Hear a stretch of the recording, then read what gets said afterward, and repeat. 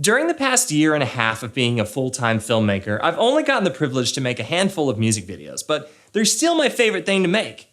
While it can be a temptation as an artist to try and take full control of your projects, collaborating with other creatives is the best way to improve your work, stretch your skills, and be genuinely surprised with the result.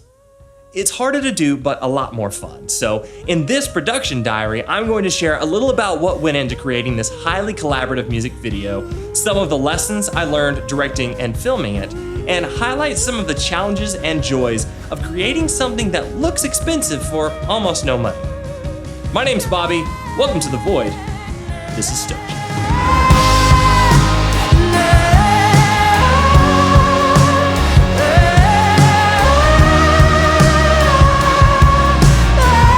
There's a certain kind of crazy you need to make a low-budget production.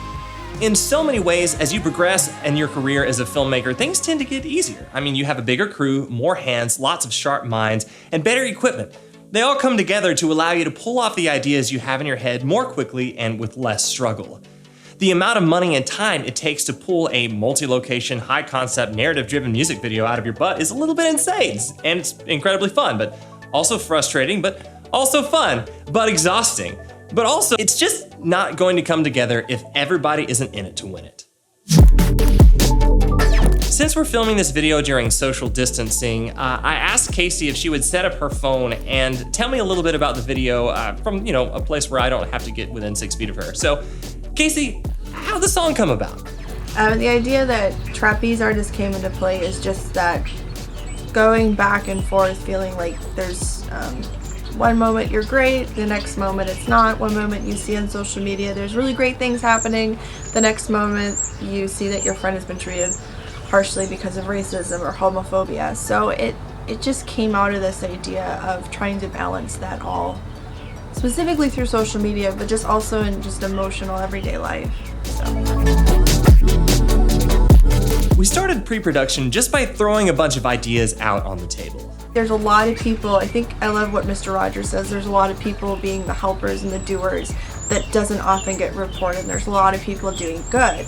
So when it seems like it's a lot of darkness, it's actually, there's a lot of light going on. And so I wanted to highlight that in a video. And so the idea for the concept was isolation versus community. And I pitched that to Bobby Ross, who's the director, and then he took that and worked with it and pitched me back an idea, and then I pitched him back an idea, and we ended up with this story that I think is somewhere between The Christmas Carol and Alice in Wonderland, and it's set in Tulsa, Oklahoma. With our concept in mind, Casey felt that keeping the video feeling grounded and less fantastical would be the best approach at keeping all of that stuff in balance. So this was a great exercise for me, since I generally like to produce campy horror and sci-fi. It was a great opportunity to flex my drama chops, but it was also a little bit scary because taking myself completely seriously is, quite frankly, terrifying. Regardless of the tone you want to set, in this phase, don't censor yourself. Just dream and throw things out. We started with really ambitious ideas, but let those help us figure out the most important elements and drive the tone of the production. Though I don't necessarily always do it, this production was also heavily storyboarded. Drawing allows me to have a clear vision for my shots and can really insulate you from making bad decisions during shooting. Things will always change and go wrong on the day, but it takes a lot less energy and brain power to change a plan than to make a new one. You see the good that could be done by us all, and then the next you see the tyranny of hate that keeps building up our walls. So I'll keep hoping for tomorrow, if tomorrow exists at all. I'll keep hoping for love, though this love has let me fall. I'll keep hoping that maybe these times will finally change. But with all this hoping, I wonder if it's still worth it to hope at all.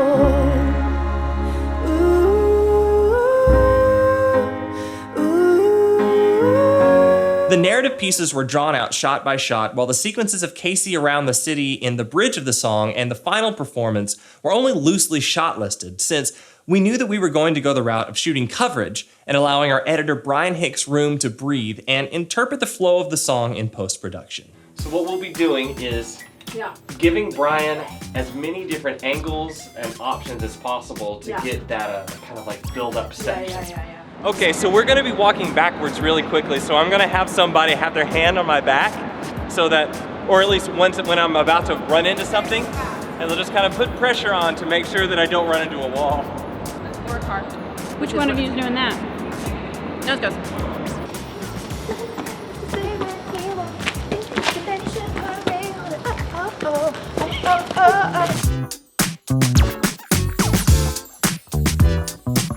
Our equipment budget was really low, but I had a very clear idea of the look that I wanted to have in the video.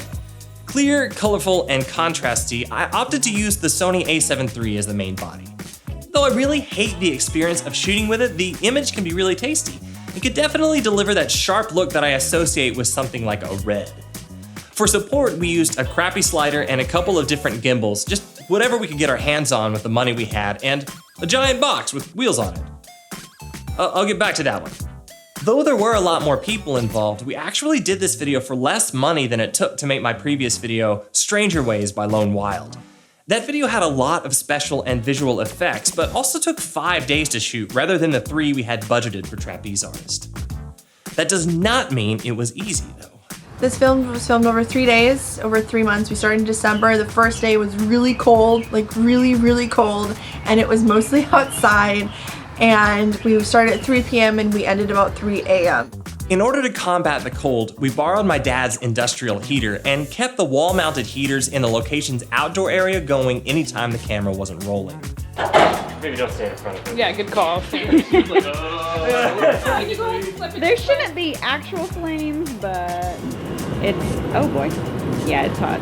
My crew and I arrived before noon, and in order to save time, Aaron, Michael, and I pre-lit the stage outdoor area and as much of the bar interior as we could before getting going.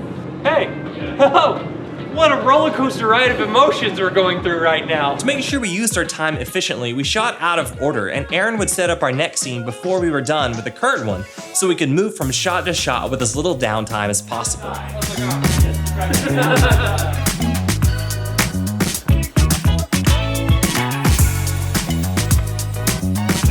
We were able to do that because I actually made lighting plans for this video, which I will never ever be caught dead without, ever. Again. Ever. My favorite shot of the night was this long gimbal shot from Casey at the bar to the outdoor area. To pull it off, Michael began the shot by walking backwards, holding a consistent distance from Casey since we didn't have an AC to pull focus for us. It was just too dark for autofocus. Once he made it to the railing, he handed the Ronin over to me and then ducked behind this rug before I dollied out far enough to see him. I then followed Casey along the edge of the walkway until she reached the end. After I panned over the stage, we cut. The next shot is just a wipe as Casey moves in front of the camera on the next take.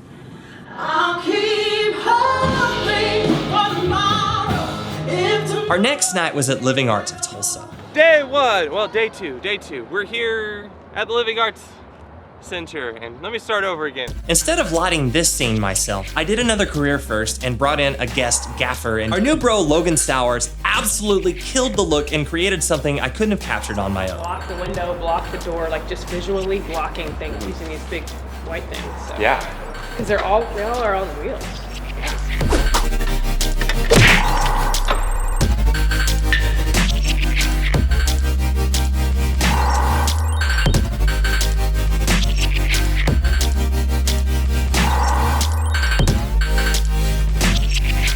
Something that I hadn't counted on dealing with was how we were going to see the band through the crowd while they were on stage, but still have a clear view of them and light them well.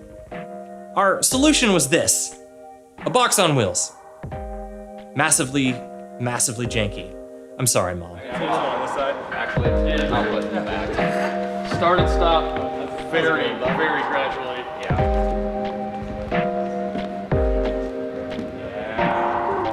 There in particular, or? Hey. Our final night of shooting was definitely the most fun for me. Vika, Michael, Alyssa, Casey, Amira, and I just walked around Tulsa, grabbing shots wherever it seemed fun, while she lip-synced to a battery-powered Bluetooth stereo. Some of the best shots of the video, in my opinion, happened because we just kept it loose and let our inspiration drive us. Side note, if you're not carrying a shower curtain around with you, then what the hell are you doing with your life? You can use this for literally anything. Anything. You could eat this if you were starving But in the woods. I want to have credit for the idea. This was Casey's idea. This was my idea. So, yeah. Awesome. I miss you. Rolling. Please be patient, please be kind. Please don't ever cross the line. Please bite your tongue, don't say that word. We're all just wanderers in this world. And if you happen to look around, you see the faces in the crowd. Also, Alyssa tripped and fell on a parking divider. Oh no! It's rock and roll. It's fine. She was okay. After this, we're gonna head to Hunt Club and finish all of the narrative parts of the shoot. We're having a really good time. We've already had one casualty. Alyssa is dead. She's gone. Bitter? Not me. Could never. Never. We'll never see her again. God rest her soul. But we buried her. She's fine. She's hidden. The body's hidden. Cut! That's a wrap. Woo! Yeah! Woo! Trapeze artist. Done. Is this where? What the hell is that? Yeah! We also had some awesome Tulsa-based performers involved in this production as well. The highlight for me, I think everybody kind of has a different highlight, but for me it was just having my friends on set. So we had Brand J, who is a singer-songwriter performer here in Tulsa and a dear friend of mine, and she plays one of the musical spirits. And then my other friend Brianna Wright from Nightingale, fantastic band, and she played another musical spirit. Eric Hyman, my friend Eric Hyman, was there for the last day. Drew Thomas and Nathan Hairston from Weston Horn and the Hush. Olivia McGraw, who's a violinist here in town, amazing violinist, and she was on set for the first and last day. And then my friend Michaela Krieg was also there for the last day, and because her vocals were actually on the song. And then so the band that you see on there, the drummer Ryan Graham, the bass Sean Ammons, on guitar Ty Slagle, and then on percussion Amir Al-Jabori. That is the normal band that I play with, the Midnight Sun. And so just to have everybody there and be willing and be a part of it, and then every single extra that showed up, oh my gosh.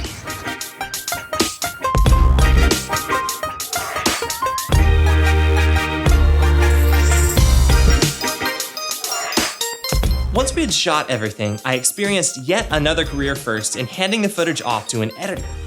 Brian Hicks is a real pro, and once I saw his work, I knew I could trust him to run with all the stuff so many people had worked so hard to bring to life. Along with the storyboards and notes, Brian and I had a few conversations about style and intention, which was super helpful to me since I'd never worked with an editor before.